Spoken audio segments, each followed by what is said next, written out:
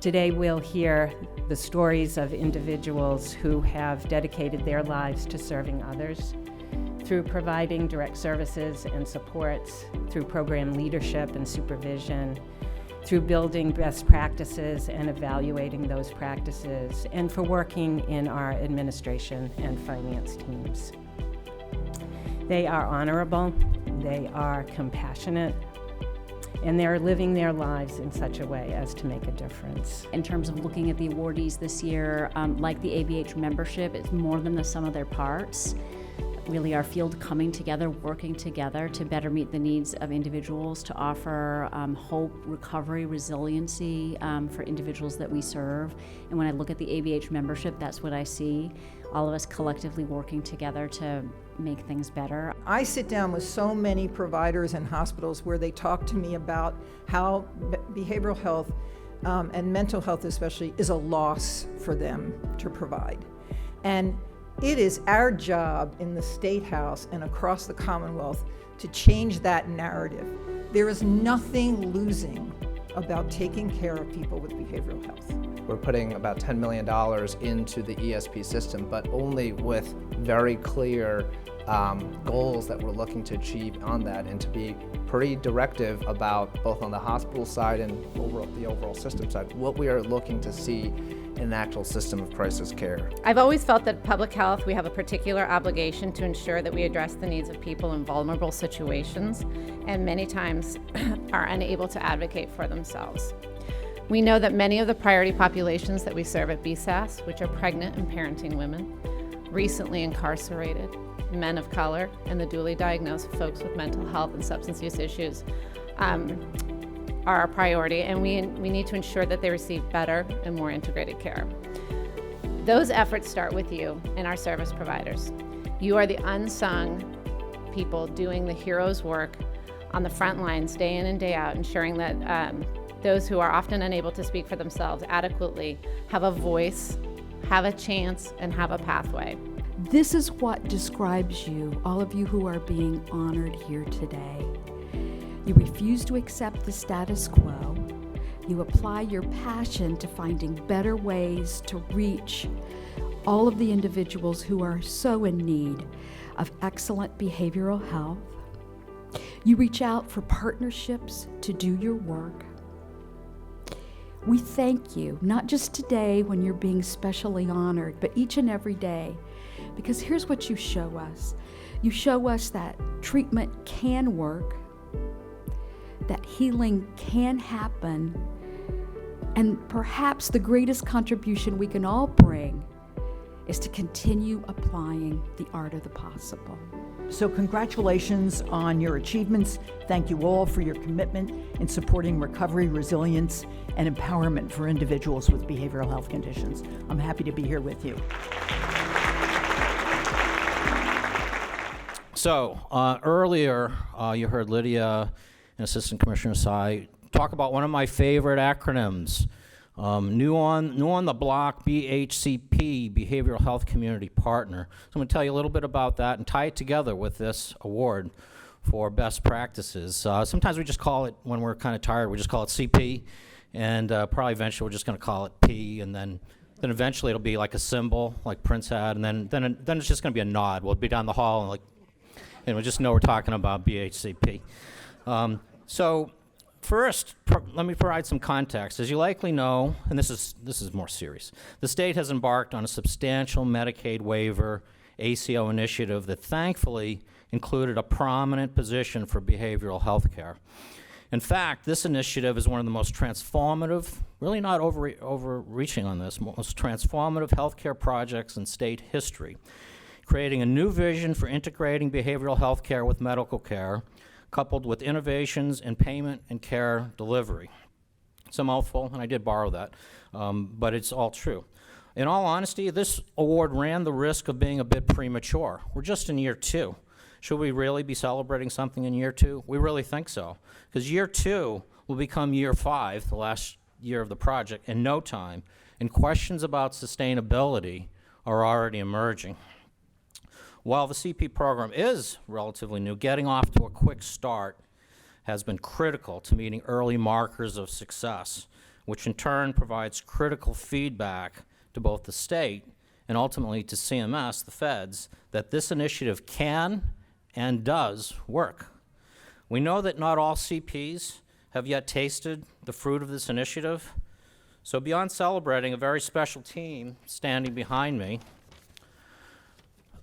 we also want to highlight the significance of this program and express that we really hope our experience represents a tide that is rising, that lifts us all.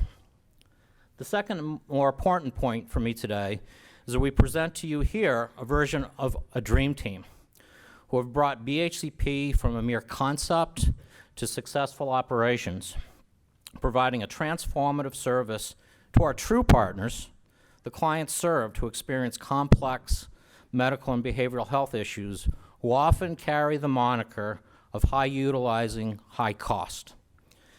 The BHCP team leadership stage team on stage with me now is comprised of Kevin Medeiros, Vice President, Andrea Klein-Yancho, CFO, Tara Stewart, Program Director, Ian Daigle, Supervisor and Data Analyst, Len Levine, Informatics, and many other things, Tom Loftus, Quality and Compliance, and Jean Ann Helger, Lead Nurse. Inspired by our CEO, Phil Shea, who reads the healthcare tea leaves better than anyone I know, we started working on BHCP before it wasn't even talked about, before it was even labeled. We started to get ahead of it years ago. And also reinforced by what I would call consultant extraordinaire, Chris Cunahan, who provides timely insights and keeps us on point. So just over a year into the program, our CP program has achieved the highest percentage of Mass Health CP assignees to have assessments completed and care plans signed, including 95% of ACCS members assigned to the program. And get this already, it's early, 30% or more reduction in inpatient hospitalizations and emergency department visits among enrollees after 6 months in the program. That's a big deal. We have assessed over 1,600 individuals and are near that number with completed care plans. This group behind me is producing, analyzing, utilizing data like the Globetrotters spin basketballs on their fingers, heads, and toes. That was my second basketball reference, by the way. Did you get that? Dream Team, Globetrotters. Celtics start next week, so I hope you're following along.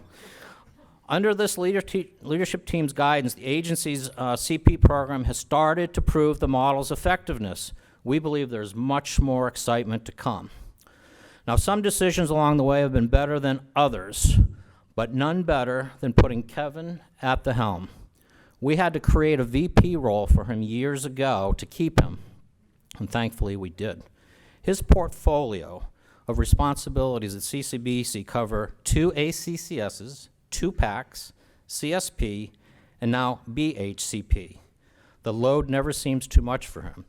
And in fact, I'm going to be like what my older brothers did with me, that they would make me cry in front of them and cry uncle if something was too much. That's what we're going to do with Kevin. He's going to have to cry in front of us, say, I've got enough, thank you. But the best thing I can say about anyone I'll say about Kevin is that people like working for and with him. So it is truly a career highlight for me to present this year's Excellence and Best Practice Award to CCBC's BHCP leadership team, with Kevin Medeiros accepting this prestigious award. Thank you.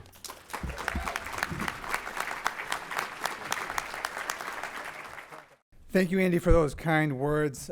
Thank you to ABH and the Board of Directors for awarding this to the BHCP leadership team. I've been here for years and years, so the prestige associated with this award, I am acutely aware, and I really, really appreciate it. I received this award on behalf of a BHCP leadership team.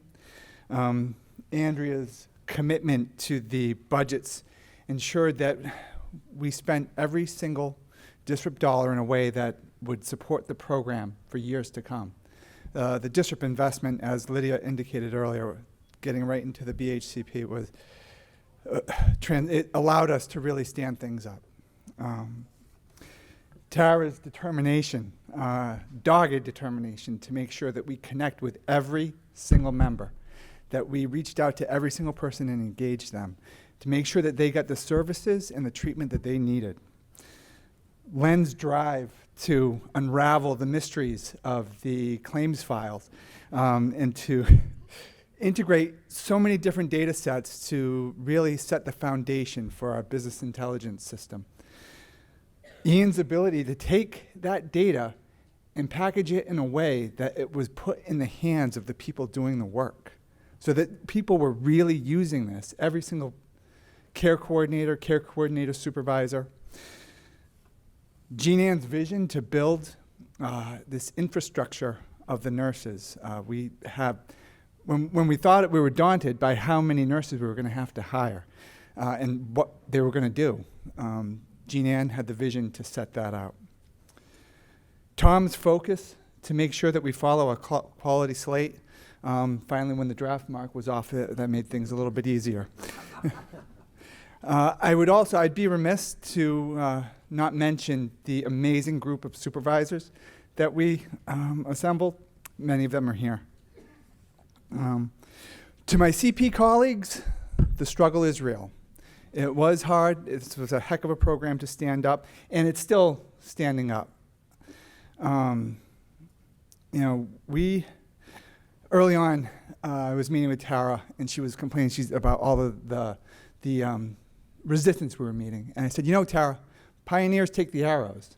And several months later, I was in a meeting with her, and I heard her say that. It's become the mantra of the BHCP team. So for my BHCP colleagues, pioneers take the arrows. We're going to keep going. We're going to fight through.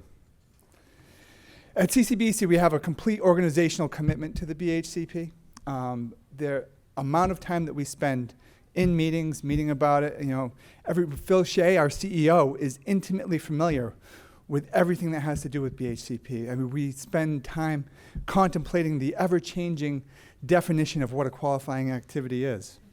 As Andy indicated, our organizational commitment began back 2016 when things were starting to take shape. It was at that time that Phil and Andy had the forethought. We had the largest CSP program at that time, and because of the changes in the marketplace, we were accumulating very substantial losses. It was their strategic decision to hold on to those staff because those staff would become the backbone of the CSP team, and that has paid dividends for us. And looking back at the development of the BHCP, there's just one other partner that I really want to give a shout out to. I think that EHANA is the unsung, well, I can't really call him unsung because of Jake, but the unsung hero of the BHCP program. He told me earlier today that 86% of all of the BHCP is on the EHANA platform. So while the program continues to change and evolve, I'm confident that with this team, we're going to be able to adapt and overcome.